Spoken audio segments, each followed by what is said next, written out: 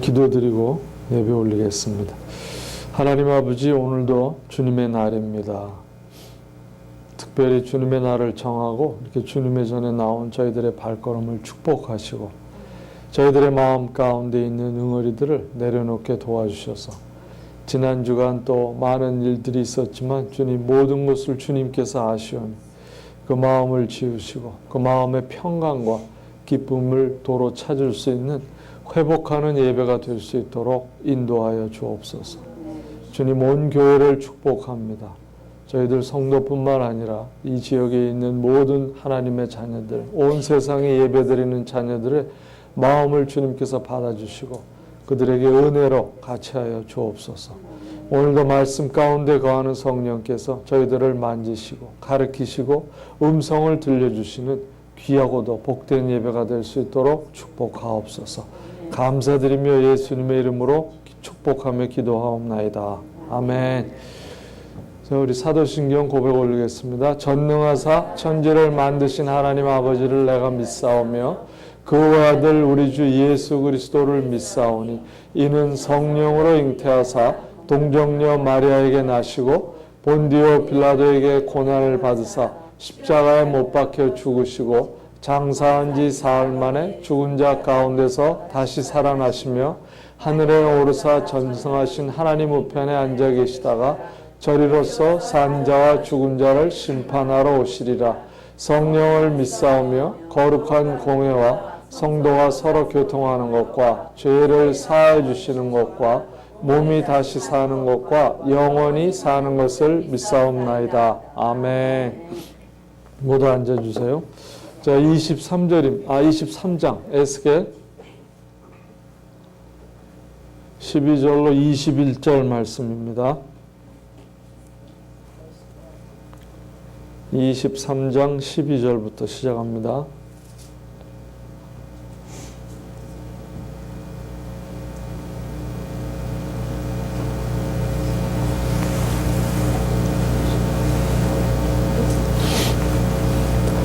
제가 12절 봉독하겠습니다. 그는 아시리아의 사람들에게 홀렸는데 그들은 모두 화려한 옷을 입은 총독들과 지휘관들이며 모두 말을 잘 타는 기사요 매력 있는 젊은이들이었다.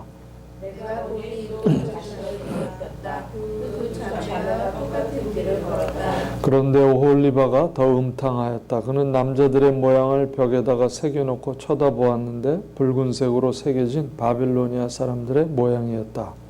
그들의 허리에는 띠를 돌리고 머리에는 단비 수건이 늘어져 있다. 그들은 모두 머리 머리가 같아 보이고 갈대아 모양의 바빌로니아 사람들과 같은 모습이었다. 오홀리바는 그런 모습을 보고 그들에게 홀려서 바빌로니아로 사람들을 보내어 그들을 불러왔다. 바빌로니아 사람들이 그에게 와서 연애하는 침실로 들어가 음행을 하여 그를 더럽혔다. 그가 그들에게 더럽혀진 뒤에는 그의 마음이 그들에게서 멀어졌다. 오홀리바는 이렇게 드러내놓고 음행을 하며 자신의 알몸을 드러냈다. 그래서 내 마음이 그의 언니에게서 멀어진 것과 같이 그에게서도 멀어지게 되었다. 그런데도 그는 음행을 더하여 이집트 땅에서 음란하게 살던 자신의 젊은 시절을 늘 생각한다. 그는 정욕이 나귀와 같이 강하고 정액이 말과 같이 많은 이집트의 사내들과 연애를 하였다. 너는 젊은 시절에 음란한 생활을 그리워한다. 너의 처녀 시절에 이집트의 사내들이 너의 방을 만지고 너의 젖가슴을 어루만지던 것을 너는 그리워한다. 아멘. 자, 이 음탕한 게 계속해서 나옵니다. 하나님이 제일 싫어하시는 게 음란의 죄 같아요. 에스겔을 보면 그 이스라엘 사람들 또 유다 사람들 이제 남북으로 왕국이 갈린 후에 이스라엘이 여러분이 아시다시피 멸망을 했습니다. 지금 이제 유다가 바빌론에게 멸망당하는 그런 것을 예고하는 심판인데 오늘은 이 자매 둘을 통해서 비유를 통해서 말씀하세요. 언니의 이름이 오홀라예요. 오홀라, 오홀리바. 그러니까 유대도 이 이름을 보면 우리같이 이렇게 가운데 이름을 이 같은 형제들이 같은가, 끝자를 같은가, 이런 비슷한 흐름이 있어요. 오홀라, 오홀리바. 제 한국 이름 같으면 저는 이 가운데가, 저희 형제가 영자가 돌림자. 그래서 이제 이름을 볼 때, 이들이 형제구나 하는 것을 우리가 알 수 있는데, 이 형제들을 비유해서 오늘 말씀을 하십니다. 자, 그래서 이 장을 통해서 우리가 버려야 할 고집, 왜 아직도 이 고집을 못 버리고 붙들고 있는가? 결국 죄 때문에 그런데, 나 버리지 못하는 미련한 고집 없습니까? 그거에 여러분들 고집이 있죠? 저를 포함해서. 아직도 내려놓지 못하는 고집이 뭡니까? 자기 자신은 잘 모르는 것 같아요. 그런데 누가 제일 잘 압니까? 누가 제일 잘 알까요? 하나님이 아시는 건 물론이고 내 옆에 있는 사람이 제일 잘 압니다. 나랑 가까운 사람, 싱글들은 부모, 형제가 제일 잘 알아요. 부부는 부부간에 제일 잘 압니다. 그래서 결국 우리가 크리스찬이라면 교회 지체들, 특별히 리더들이 영적으로 서 있는 사람이 말할 때는 주의 깊게 여러분이 들어야 되는 거죠. 성령은 사람을 통해서 역사를 합니다. 근데 뭐 얘기하면 네가 뭔데? 여러분 이러면 성령이 하고자 하는 말씀을 이미 던졌어도 내가 받질 못하고 있는 거예요. 이것이 잠언에 나오는 지혜로운 자와 미련한 자의 차이점입니다. 지혜로운 자는 권면을 듣느니라 이렇게 나오거든요. 하나님이 교회의 영적 지도자를 통해서 얘기를 할 때 저게 왜 저런 말을 하는가 다시 한번 되새길 수 있는 사람은 그 지혜를 받아들일 수 있고 내가 앞으로 한 걸음 더 나아갈 수 있도록 성령의 인도하심에 순종할 수 있는 모습이라는 거죠. 그럴 때 예수님은 어여삐 보시고 영적으로 인도를 하신다는 거예요. 이거를 우리가 여러 말로 표현하지 않습니까? 순종해라, 마음을 틀어라, 마음을 비워라, 겸손해라. 다 똑같은 얘기입니다. 그러나 그런 것이 있기 전에 내가 그분의 말을 들을 수 있느냐가 먼저 전제가 안 되면 어떻게 순종을 하겠어요? 여러분 지금까지 에스겔을 오면서 하나님의 부르짖음은 뭡니까? 죄에서 돌이키랍니다. 내가 제발 죄에서 돌이키고 나한테 돌아와라. 이거를 계속 하나님은 주장하고 계세요. 그런데도 그거를 무시하면서 성전 안에서 이루어진 음란, 성전 안에서 이루어진 우상 숭배, 우상 제물을 하나님 제단에 올린 죄 얼마나 많습니다. 자, 오늘 이 두 자매를 비유해서 하나님이 말씀하세요. 버리지 못하는 고집, 버려야 할 미련한 고집이 무엇인가? 왜 이걸 못 버리고 우리가 이렇게까지 심판의 날까지 왔느냐는 걸 말씀하시는 거예요. 하나님은 명백한 자신의 그 증명할 수 있는 사실의 근거가 없으면 심판을 안 하시겠다는 겁니다. 자, 의지하지 말아야 할 것을 의지했다는 겁니다.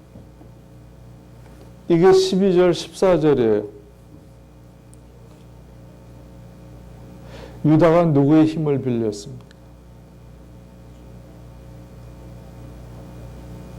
바빌론이 들어온다 하니까 마지막 왕인 시드기야는 누구에게 요청을 했죠? 애굽과 아시리아를 동맹을 맺었습니다. 자, 하나님을 의지해야 할 하나님의 백성들이 하나님을 의지하지 못하고 다른 것을 의지했다는 것을 하나님이 가르쳐주고 계세요. 자, 다윗도 고백을 합니다. 시편 18편에 우리 하나님밖에 그 어느 누가 구원의 반석인가. 여러분 다윗의 생애를 잘 아시잖아요. 다윗이 왕이 되기 전에 사울 앞에 얼마나 고난을 당합니까? 죽음까지 가잖아요. 다윗을 죽이기 위해서 얼마나 많은 자신들의 뭐죠? 군대라고 그럴 수는 없지만 이 암살자들, 소위 특수부대를 보내잖아요. 죽이려고. 그래서 다윗은 자기의 생명을 부지하기 위해서 그 블레셋 속에 들어가서 자신이 미친 사람처럼 활동을 하는 모습도 있지 않습니까? 얼굴을 막 이 벽돌에다 긁어가지고 피를 내고 자기의 모습이 흉악하고 실상한 사람 모양처럼 행동을 하면서 자기 목숨을 부지하려고 한 경우와 또 동굴 속에서 자기를 끝까지 쫓아와서 죽이려고 할 때 사울이 들어왔었죠. 사울을 죽일 수도 있었습니다. 2번이나 기회가 있었어요, 다윗은. 그러나 왜 안 죽였습니까? 하나님이 기름 부은 자를 손댈 수 없다. 사울이 입었던 옷깃만 살짝 베갖고 갑니다. 그런데도 사울은 그걸 느끼질 못해요. 다윗이 자기를 죽일 수 있는 순간이 있었는데도 안 죽였다는 것을 보고 회개를 못합니다. 여러분, 이것이 뭐예요? 죽은 사람을 살리시는 하나님을 의지하게 하기 위함이니라. 우리가 고난받고 고통이 오고 어려운 일이 왔을 때에는 그것을 통해서 하나님을 의지할 수 있게끔 하시는 하나님의 하나의 우리를 사랑하는 방법이라는 겁니다. 그거를 우리가 하나님의 자녀가 되면은 그대로 받아들일 수 있는 믿음을 이미 예수님을 통해서 주셨다는 거죠. 그거를 누누이 말씀하고 계시지만 우리는 고통이 올 때마다 누구를 원망합니까?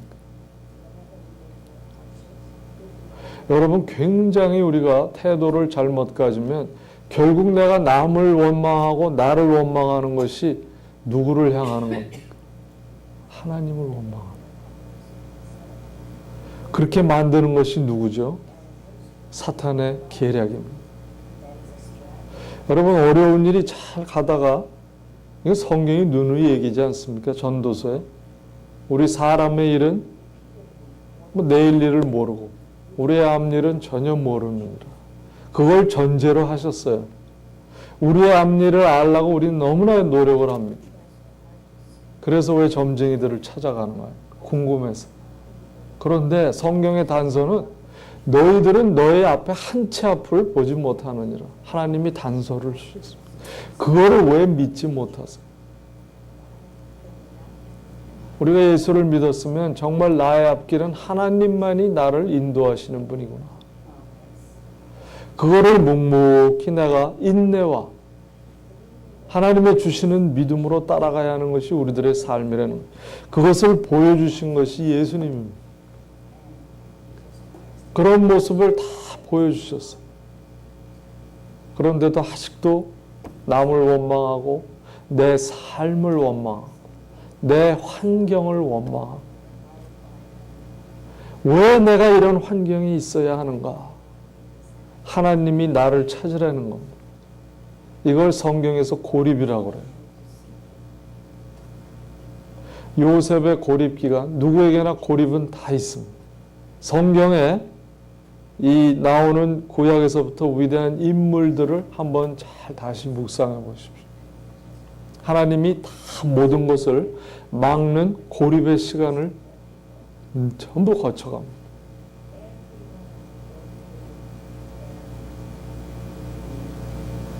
아브라함부터 시작해서 야곱, 이삭도 마찬가지고 요셉이 제일 창세기를 많이 차지하기 때문에 요셉의 예를 드는 게 여러분들한테 제일 이해가 빠를 거라고 생각을 해요. 자기가 원해서 애굽을 간 겁니까? 요셉은 형제들에 의해서, 남에 의해서 떠밀려서 외국 여행을 시작한 사람이에요. 가족을 떠나서 어린 나이에 궁덩이에 빠져서 목숨을 잃는 순간까지 오고, 또 거기서 구해주셔서 그 다음에는 보디발의 집에 갔을 때 어딜 들어가죠? 억울한 누명을 쓰고 어딜 들어갑니까? 감옥까지 들어가죠. 감옥에서 또 고립되는, 이 세상은 나를 버렸구나. 여러분, 한번 여러분을 요셉의 위치에 한번 놔보시기 바랍니다. 그 어린 나이에 궁덩이에 혼자 들어가서 깜깜한 사막에 밤에 전갈이 돌아다니고 뱀이 돌아다닐 텐데 그런 얘기를 뺐기 때문에 그냥 아무렇지도 않겠군. 여러분 한번 상상을 해보십시오. 밤에 거기에 혼자 들어가 있을 때 그 마음이 어떠했겠습니까?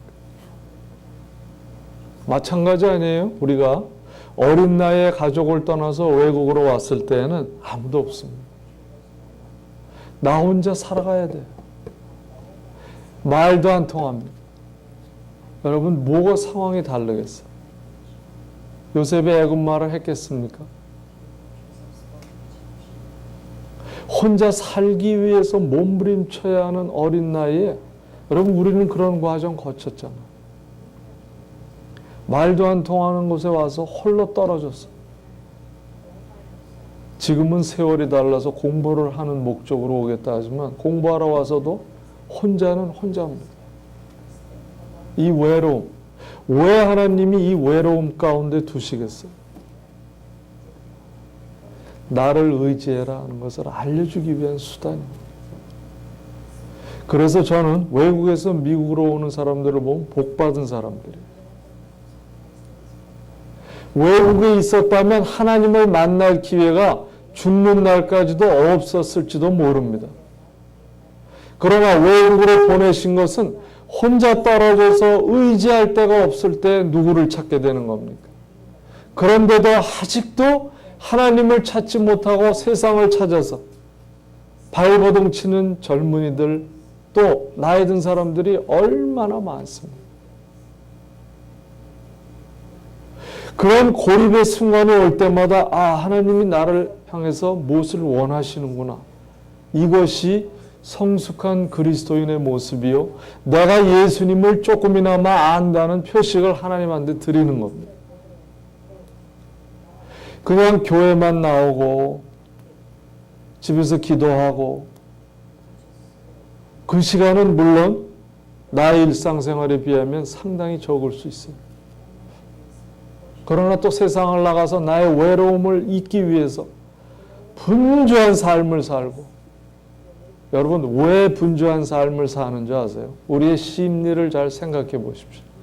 내 마음이 공허하고 외롭기 때문에 누군가를 만나야 되고 무엇인가를 하지 않으면, 내가 홀로 되면 공허함에 사로잡힙니다. 그래서 움직이는 거예요.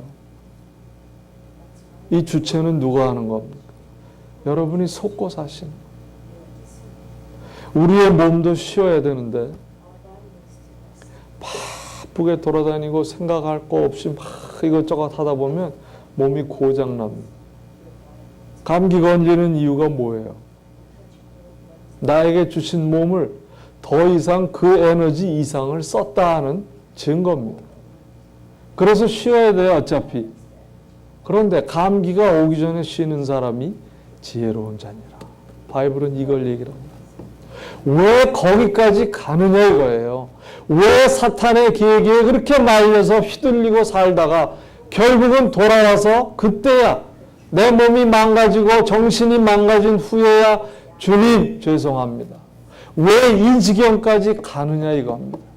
바로 그 질책이 예루살렘에게 나오는 하나님의 말씀이에요. 내가 지금까지 너의 여호와가 되고 너는 나의 백성이 되리라를 계속해서 가르치셨는데 아직도 우상과 음란과 모든 하나님 보시기에는 정말 경악할 그러한 모습으로 살아가는 것을 보시다가 못해 이제는 할 수 없다는 겁니다. 그런데도 알아듣기 쉽게 이렇게 자매들을 갖다가 예로 백성들에게 전하라고 에스겔을 불러서 말씀하세요. 여러분, 내 마음이 외롭고 공허하고 정말 힘들다. 이때가 하나님이 원하신 때라는 것을 여러분 기억하시기 바라요. 그것이 버려야 할 고집입니다. 아직도 나는 에너지가 있고 젊기 때문에 모든 것을 할 수 있다 착각하지 마세요. 세월은 쓰지 않습니다. 내가 시간을 위해서 살아가는 것 같죠? 시간이 우리를 위해서 삽니다. 뭐냐면요, 시간은 쉬지 않고 간다는 거예요. 잠깐 뒤돌아보면 30, 40, 50, 60까지 와 있습니다. 인생이 길다고 하지만 그 길다고 하는 인생을 내가 어떻게 사느냐에 따라서 나에게는 참 인생이 아름답고 길 수도 있고, 어떤 사람은 인생이 아주 망한 인생, 내 인생이 너무나 짧다, 매일매일 후회 가운데 살아간다. 여러분, 어느 쪽의 비중이 크다고 생각합니까? 물론 인생은 쉽지 않아요. 야곱이 바로왕한 요셉이 청했을 때 가서 섰을 때 그때가 이미 나이가 한 130이 다 됐어요. 그런데 바로왕에게 뭐라고 얘기를 하죠? 내 인생이 험해도다. 인생을 기쁘게 산 사람은 하나도 없다는 거예요. 인생은 다 험한 겁니다. 그걸 전제로 우리가 할 때에는 인생이 쉽지 않다는 걸 알기 때문에 이 인생을 쉽게 가기 위해서는 예수님이 필요하다는 거예요. 그걸 빨리 깨우치는 사람은 인생이 쉬워집니다. 쉬워진다는 것은 제가 이 세상 살이가 쉬워진다는 게 아니에요. 영적으로 쉬워진다는 것은 내 마음에 늘 채워져야 할 평강을 주님이 주시기에 어렵지가 않다는 겁니다. 똑같은 인생을 걸어가는 길이죠. 누구를 의지해야 되느냐? 아직도 하나님을 의지하는 이 고집, 의지하지 못하는 고집을 살아갖고 사는 사람에게는 오늘 이 오홀리바와 같은 예루살렘의 마지막 멸망을 주시겠다고 하는 심판의 경고가 이미 임했습니다.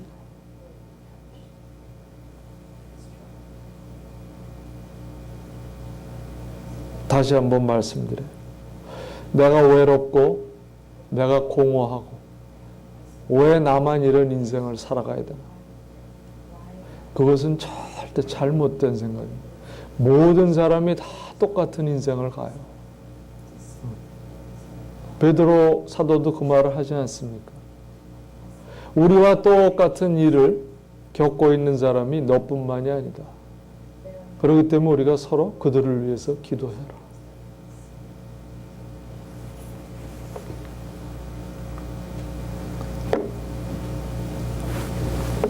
과거를 그리워한다는 거.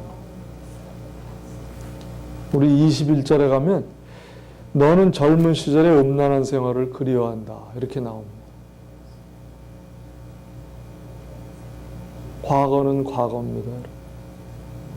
과거를 돌아보지 마세요. 과거를 보면 좋은 일보다는 잘못했던 일이 더 많습니다. 이게 다 인정하지 않아요? 좋은 일은 조금이에요. 왜? 우리가 미련하기 때문에. 그런데도 아직도 그걸 보지 못합니다. 항상 우리 과거로 돌아가요. 좋은 예가 뭡니까? 애굽에서 이스라엘 백성들을 인도해내서 사막에서 모세를 향한 이스라엘 백성의 원망이 뭐였습니까? 왜 내가 우리를 잘 살고 잘 먹고 있는 우리를 끄집어내서 이렇게 고생을 시키느냐? 우리가 애굽에 있으면 벽돌을 찧었을 망정 포도주와 고기는 끝나지 않았다.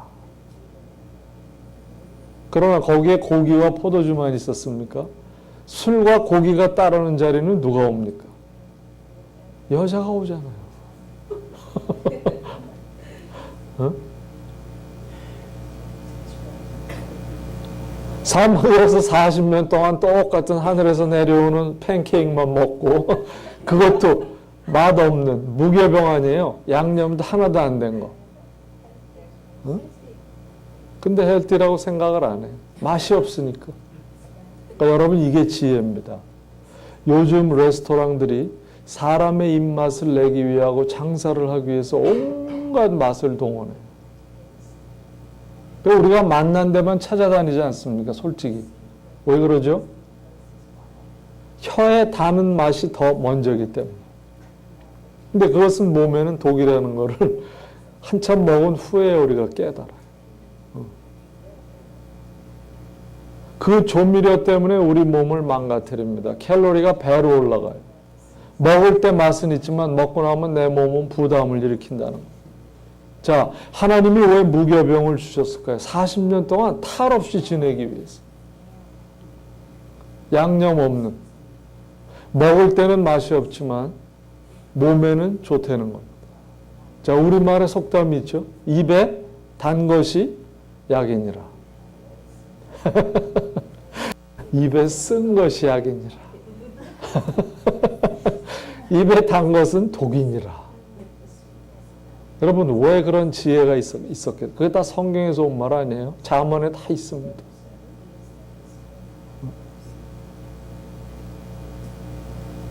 우린 그걸 알면서도 어쩔 수 없이 행하는 게 우리의 몸의 죄성과 우리 몸이 원하는 것을 따라가기 때문에 그래요.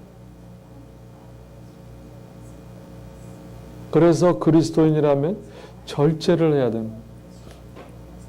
사도 바울이 그랬잖아요. 하나님이 주신 모든 것이 가능한 것이지만 우리에게 뭐죠?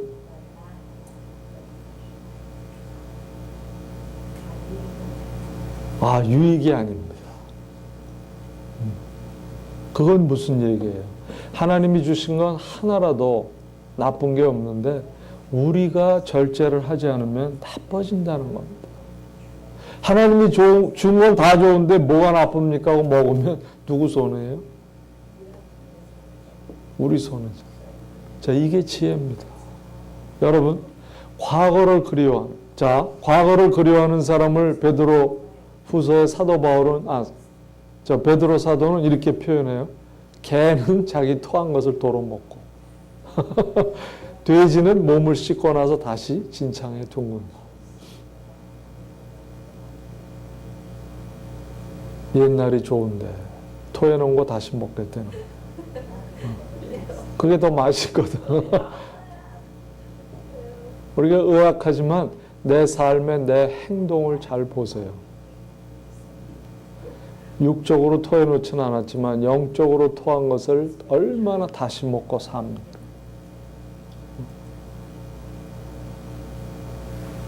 히브리서 우리는 마음에다 예수의 피를 뿌려서 죄책감에서 벗어나고 맑은 물로 몸을 깨끗이 씻었습니다.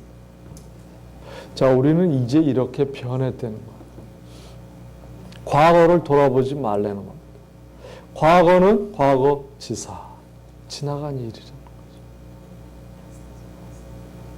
과거를 보면서 나의 잘못을 가지고 현재 이제는 그 잘못을 안 하겠다고 하는 새로운 결심과 결단으로 미래를 지향하는 그런 삶이 예수 그리스도의 자녀들의 삶이 되어야 되는데 아직도 그 과거의 잘못을 보지 못하고 잘못을 일으키면서 우리 현재를 살아가기 때문에 미래를 지향할 수가 없습니다. 여러분, 우리가 얼마나 과거를 그리워합니까? 옛날이 좋았는데. 10년 전에 이 교회를 세웠을 때 얼마나 좋았는데.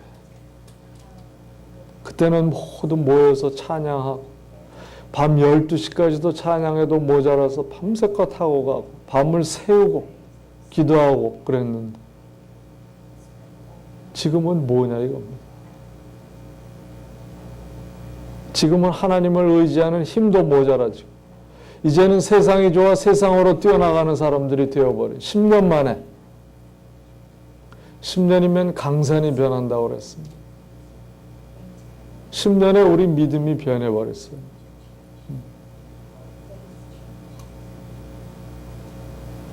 에베소 교회를 향한 예수님의 말씀, 첫사랑으로 돌아가라.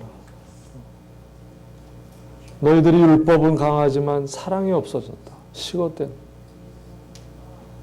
그것이 아마 우리 교회를 향한 하나님의 음성이 아닐까 생각을 해요. 이제는 다시 회복해야 합니다. 과거를 그리워하는 것이 아니라 과거에 있던 모습을 되살리는 작업을 시작해야 될 줄로 압니다. 아직도 그것을 버리지 못한다면 하나님의 결론은 뭐예요? 결말은 심판입니다. 자, 교훈을 실현합니다. 하나님이 끝까지 인내하고 돌아오기를 원하는, 이것이 베드로후서 2장 2절 말씀 아니에요. 2절인지 2장이에요. 하나님은 오래 참고 견디시고 모든 사람이 회개하고 돌아오기를 원합니다. 끝까지 여기서 질책을 주세요. 돌이키라고. 그런데도 우리가 알다시피 예루살렘은 받아들이지 않았습니다. 그것이 사탄의 계략이라는 겁니다. 네가 여기까지 죄를 지었는데, 이렇게까지 엉망으로 살고 있는데 하나님이 너를 받아주겠냐는 거예요. 여기에 자꾸 속습니다. 교회 1주, 2주, 한 달 쉬면은 1년 쉬게 돼요. 네가 1년을 쉬었는데 무슨 낯짝으로 교회를 다시 가냐. 교회 가면 너를 반겨줄 사람이 있겠느냐. 이런 거짓말로 다가옵니다. 또 주춤하게 되고. 여러분, 이건 실체예요. 저희 과거에 있었던 사람들이 찾아와 상담할 때 교회를 2년 쉬었습니다. 그러면 다른 교회 가라. 좋은 성도들이 너를 핍박할 것 같으면 다른 교회를 가라. 누구를 위해서 교회 생활을 하는 거야? 너를 2년 쉬었다고 그렇게 정죄하는 자들은 진정한 교회 식구도 아니고 형제자매도 아니다. 2년 동안 내버려 두는 것도 잘못입니다.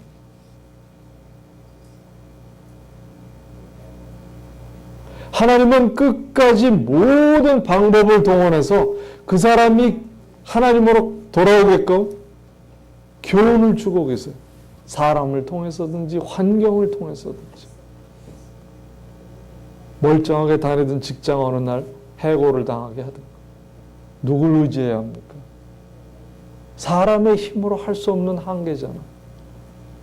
그럴 때가 고립의 시간이요. 하나님 앞에 매달리고. 그거를 묵묵히 3개월, 6개월까지 했던 형제는 좋은 잡을 얻었습니다. 왜? 이것이 내가 마지막 길이요. 하나님 앞에 은혜를 회복할 시간이다 마음을 먹고 6개월 동안 자비 없이 하나님 앞에 매달리고 기도하고 예배드리는 가운데 더 좋은 잡을 주셨어요. 물질은 자기가 6개월 전에 벌던 것보다는 적습니다. 그러나 크리스찬들이 모이는 회사로 보냈어요. 너무나 마음이 편하다는 것. 물질보다는 내 마음의 평강을 가지고 사는 것이 더 복되다는 것을 깨달았어요. 자, 그러면 그 다음부터 신앙생활 잘 하겠습니까? 안 하겠습니까? 잘 하죠. 근데 그런 경험을 6개월 동안 인내로 자비 없이 어려운 가운데 참고 버틴 결과를 하나님이 축복으로 돌리시죠. 근데 그거를 6개월 못 기다렸다고 생각을 해보십시오. 그러한 체험을 할 수가 없습니다. 그것이 인생의 고립기간입니다. 나에게 어려운 일이 당했다. 그 순간 여러분 무릎을 꿇는 모습을 보일 때 하나님은 길을 여십니다. 질책을 하시고 어떤 모양이라도 하나님께로 돌아오기 위해서 길을 여시는데 우리가 그것을 참지도 못하고 느끼지도 못한다는 거죠. 여러분, 그것이 오늘 예루살렘의 심판이에요. 내 아들아, 주님의 징계를 가볍게 여기지 말고 그에게 꾸지람을 들을 때 낙심하지 마라. 왜 이런 말씀을 하겠습니까? 바로 하나님이 너를 도우시는 모든 방편을 준비해 놓고 기다리시겠다는 겁니다. 그걸 알고 달려오는 자는 하나님이 He will make a way, 길을 열어주시고 인도하시겠다는 하나님의 약속이고, 자, 열왕기하에 보면 이스라엘이 아시리아에게 잡혀 먹음. 통고가 오죠. 이스라엘은 아시리아가 들어와서 멸망을 시켰습니다. 우리 북이스라엘과 남유다 사이에 사마리아라는 게 있죠. 사마리아는 유대인과 다른 민족의 혼혈입니다. 그래서 예수님도 남유다에서 갈릴리를 가실 때는 요르단 동편으로 나갔다가 올라가셔서 이쪽으로 가셨어요. 그런데 어느 날 북진을 하시잖아요. 요한복음 4장. 아무도 안 가는 더러운 저주받은 민족의 땅이라고 발도 안 디디는 유대 민족에게 예수님은 어느 날 직진을 합니다. 그 유명한 스토리가 뭐죠? 우물가의 여인. 그게 신약에 와서 누누이 사도 바울이 얘기하는, 예수 안에서는 누구나 다 같다는 겁니다. 유대인, 헬라인, 노예, 주인, 종, 누구나 할 거 없이 예수 안에 들어오면 다 같다. 하나님이 질책을 주시는 게 우리의 마음의 감동으로만 주시는 것이 아니라 내 환경을 통해서 하나님이 역사하십니다. 사람을 통해서 역사하세요. 왜 하필 내 옆에 제일 견디기 힘든 사람이 항상 따라다닐까? 왜 그럴까요? 내가 저주받아서 그럴까요? 나를 사랑하는 하나님이 왜 좋은 사람을 갖다 붙이시지? 하필이면 정말 보기 싫고 말도 섞기 싫은 사람을 항상 옆에 붙여서 매일 따라다니게 하십니다. 왜 그럴까요? 하나님이 나의 성품을 고치시길 원합니다. 첫째는 나에게 인내를 주시길 원합니다. 그 사람과 같이 동행하려면 많은 인내가 필요합니다. 뚜껑이 열릴락 말락, 김이 폭폭폭폭. 이게 몇 순간이지만 하나님은 그걸 누르고 참으라고 그러죠. 여러분의 참는 모습을 통해서 그 사람도 변화시키는, 하나님은 한쪽만 일하시는 분이 아니에요. 하나님은 항상 양쪽을 같이 역사하는 분이에요. 그런데 내가 믿는 자야 안 믿는 자라면 믿는 자를 통해서 하나님의 성품을 보여줌으로 그 사람이 하나님께로 올 수 있는 길을 열어주시고, 같은 믿는 자라면 내가 성숙한 그리스도인이기 때문에 그걸 통해서 이 믿음을 올리시기 위해서 역사하십니다. 내게 그런 사람이 있다, 내게 항상 어려운 일이 있다는 것은 축복의 통로입니다. 이것을 견딜 때에는 하나님이 항상 좋은 걸로 해주시겠다고 하는 약속. 자, 그럼 하나님 그냥 우리 믿었고 은혜를 주셨는데 좀 처음부터 그냥 쫙 문을 열어주시지 왜 꼭 이렇게 어려운 걸 가면서 저에게 축복을 주십니까? 여러분, 우리가 항상 하나님이 해주시면 어떤 결과가 오죠? 하나님 안 찾습니다. 룰루랄라 인생이 가보세요. 우리는 어디로 걸어가고 있습니까? 사망의 길로 걸어가고 있어요. 그런데 주의할 것은 하나님이 어떤 때는 그것을 보면서 그냥 놔두신다는 거예요. 그걸 못 느끼고 끝까지 간 사람은 큰 재난과 어려운 일을 통해서야 하나님을 돌아옵니다. 그러나 왜 내 인생이 이렇게 순조로울까 느끼는 자는 하나님을 바라볼 줄 알아야 돼요. 하나님의 축복이 따라오기 때문에 그렇습니다. 그럴 때일수록 엎드리고 하나님 앞에 더욱더 가까이 갈 때에는 더 큰 일을 열어주십니다. 이게 하나님이 하시는 일입니다. 여러분, 예루살렘을 통해서, 유대를 통해서, 이스라엘을 통해서 하나님이 하신 과업을 한번 보세요. 수백 년, 수천 년을 하나님께서 참아오시면서 그들에게 내가 너의 여호와가 되고 너는 나의 백성이 되리라 하는 것을 가르치시기 위한 하나님의 온갖 방법입니다. 우리가 무지하기 때문에 모든 수단을 동원해서 우리를 하나님께로 돌리시려고 하는 하나님의 과업을 또 무시하고 살아가야 됩니다. 이 한탄함에 우리는 회개를 해야 돼요. 거기에 의분을 내놓고 울어야 됩니다. 복수심을 향해서 눈물을 터뜨리고 의분을 보이는 것이 아니라 내가 하나님을 찾지 못하고 또 쓰러지는 모습을 보면서 정말 안타까워서 나는 왜 이토록 하나님을 바라보기가 힘든 것인가? 그것을 향한 의분을 하고 하나님 앞에 엎드려 부르짖어야 할 우리인데 우리는 다른 것을 놓고 하나님 앞에 울음을 내보이고 있어요.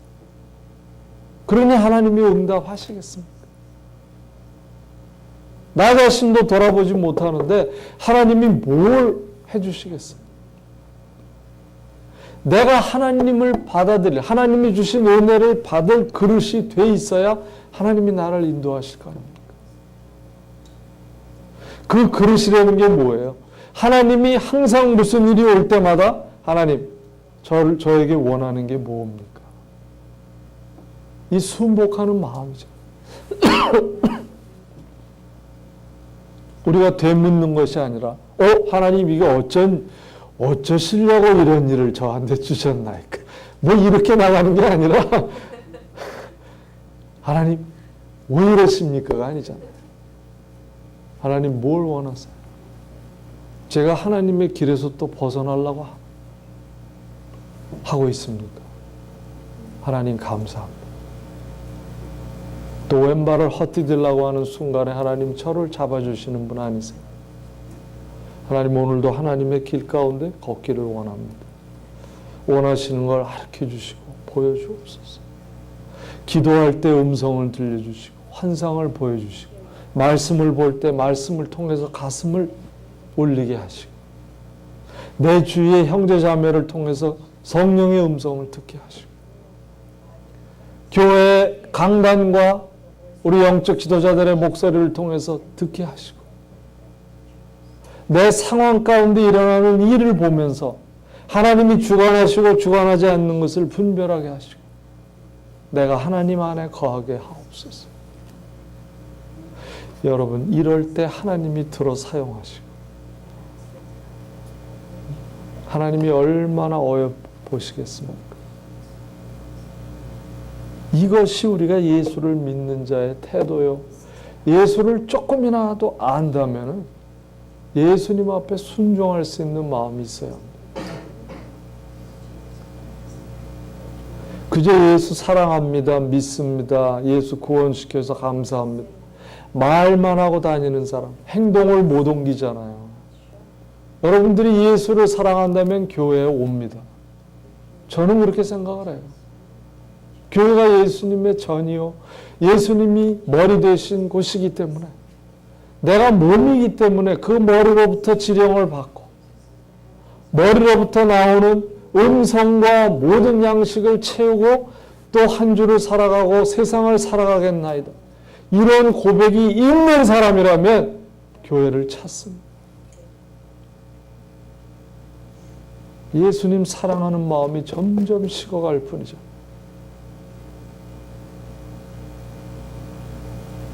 여러분 거기에 우리가 중보를 해야 되지 않습니까?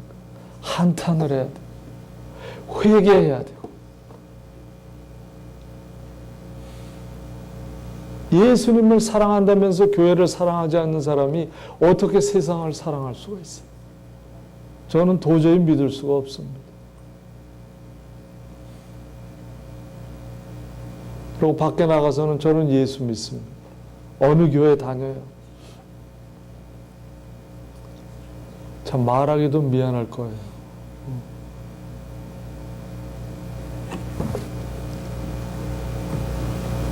자, 우리가 오늘 암송 구절은 21절입니다. 너는 젊은 시절에 방탕한 생활을 그리워한다. 음란이란 말 가로치시고 나의 한번 삶의 제일 부분을 많이 차지했던 것을 한번 넣어보세요. 나는 젊은 시절에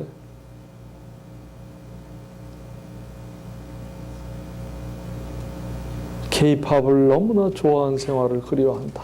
뭐 이렇게.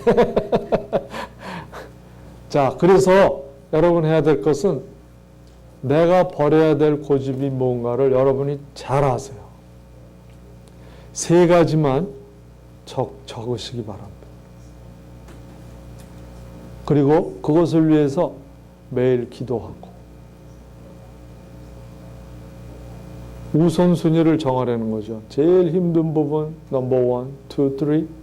그 다음에 행동으로 옮기시기 바랍니다. 하지 않는 행동이죠.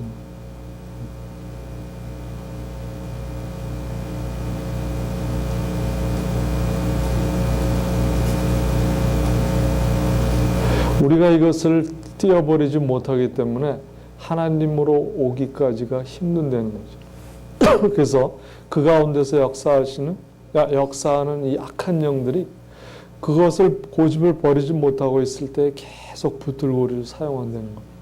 그것이 남유다, 예루살렘, 특별히 지도자들한테 나타났던 죄입니다. 남의 눈만 가리고 자신의 사생활은 방탕하고 음란하고 엉터리 삶을 살면서도 남 보기에는 거룩한 삶.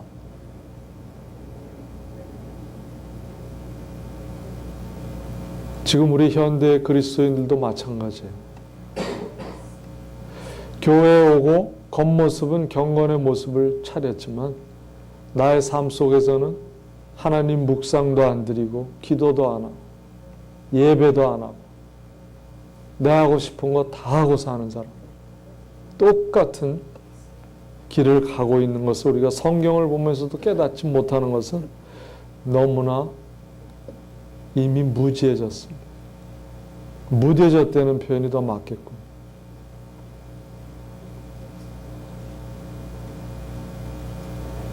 교회만 오면 하나님이 나를 보신다는 것을 느끼고 교회를 떠나면 하나님이 나를 보시지 않는다고 생각하고 사는 사람. 이것이 이중삶이잖아요.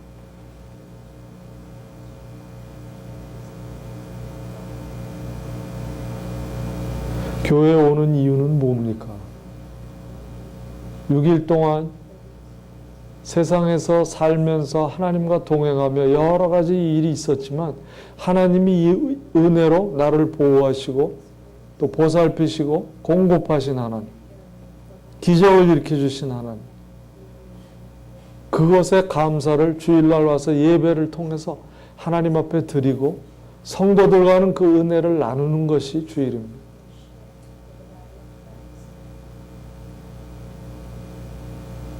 근데 과연 그런 삶을 우리가 살고 있는 거예요. 여러분, 예수님을 정말 사랑한다면 내 믿음은 어디에 있는 것인가?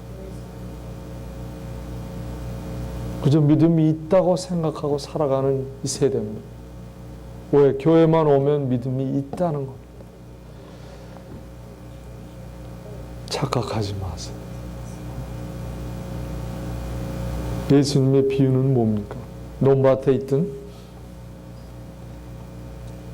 예수님 오시는 날 한 사람은 들림을 받고 한 사람은 남겨집니다.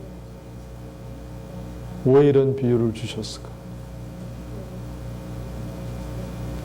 믿음이 있어도 자랑하지 마라. 왜? 믿음은 예수님만이 아시기 때문입니다. 아무 말 안 하고 뭐 좀 이상한 것 같다. 그것도 정죄하지 말라는 거죠, 예수님. 그 사람의 믿음은 내가 안 되는 겁니다. 저는 그래요. 믿음이라는 것이 꼭 남을 보이기 위해서 교회에 열심히 봉사하고 성경 공부 열심히 하고 기도 열심히 하는 것만이 믿음이라고 생각지 않습니다. 믿음이라는 것은 내가 넘어졌을 때 바로 깨달을 수 있는 사람이 큰 믿음이에요. 왜? 우리는 다 넘어집니다. 그러나 내가 넘어졌고 실수했구나. 이것을 아는 순간 하나님 저를 용서하십시오. 그리고 그것이 대상이 사람이었다면 용서를 빌고 다시 일어설 수 있는 사람. 이것이 진정한 믿음이라고 저는 생각을 합니다. 그러나 넘어져도 그냥 뒤돌아보고 아무도 안 봤으면 모른 척하고 나는 믿음이 좋은 사람. 이렇게 살아가는 사람이 제일 불쌍한 사람.